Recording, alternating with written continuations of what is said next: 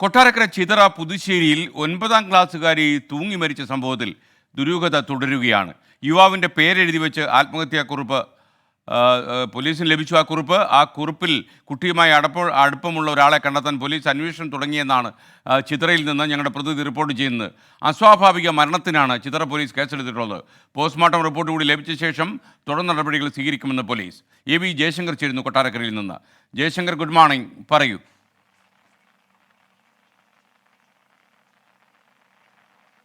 Good morning S K. എന്തായാലും 14 വയസ്സുകാരിയുടെ മരണവുമായി ബന്ധപ്പെട്ട ആത്മഹത്യയുമായി ബന്ധപ്പെട്ട പോലീസിൻ്റെ അന്വേഷണം തുടരുകയാണ്. ഈ കുട്ടിയുടെ മുറിയിൽ നിന്ന് പോലീസിന് ആത്മഹത്യാ കുറിപ്പ് ലഭിച്ചിട്ടുണ്ട്. ഈ കുറിപ്പിൽ ഐ ലവ് യു അബി, ഈ എൻ്റെ മരണത്തിന് ആരും ഉത്തരവാദിയല്ല എന്നൊരു കുറിപ്പാണ് ലഭിച്ചിരിക്കുന്നത്.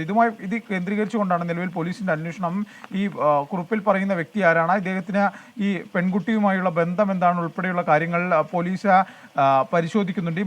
ഈ ആത്മഹത്യയുമായി ബന്ധപ്പെട്ട് അതുകൊണ്ട് തന്നെ ഒരു ദുരൂഹത നിലനിൽക്കുന്നു. മറ്റേതെങ്കിലും തരത്തിലുള്ള മാനസിക പ്രശ്നം ഈ കുട്ടിക്കുണ്ടായിരുന്നോ ഉൾപ്പെടെയുള്ള കാര്യങ്ങൾ, ഈ വ്യക്തിയുമായുള്ള ബന്ധം എന്തായിരുന്നു ഉൾപ്പെടെയുള്ള കാര്യങ്ങളാണ് പോലീസ് നിലവിൽ പരിശോധിച്ചു വരുന്നത്. കുട്ടിയുമായി ഈ അടുപ്പമുള്ള ആളെ കണ്ടെത്താനുള്ള ഒരു ശ്രമം നിലവിൽ പോലീസ് ആരംഭിച്ചിട്ടുണ്ട്.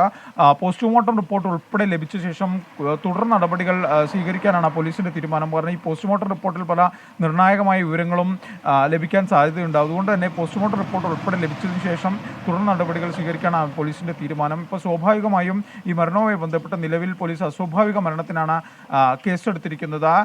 പോസ്റ്റ്മോർട്ടം റിപ്പോർട്ടും ഇല്ലെങ്കിൽ മറ്റ് തെളിവുകളും ലഭിക്കുന്ന മുറയ്ക്ക് കൂടുതൽ വകുപ്പുകൾ ചിത്ര പോലീസ് ചുമത്തിയേക്കും. എന്തായാലും നിലവിൽ ഈ കുട്ടിയുടെ മരണവുമായി ബന്ധപ്പെട്ട സമഗ്ര അന്വേഷണം നടത്താനാണ് പോലീസിൻ്റെ തീരുമാനം. S K.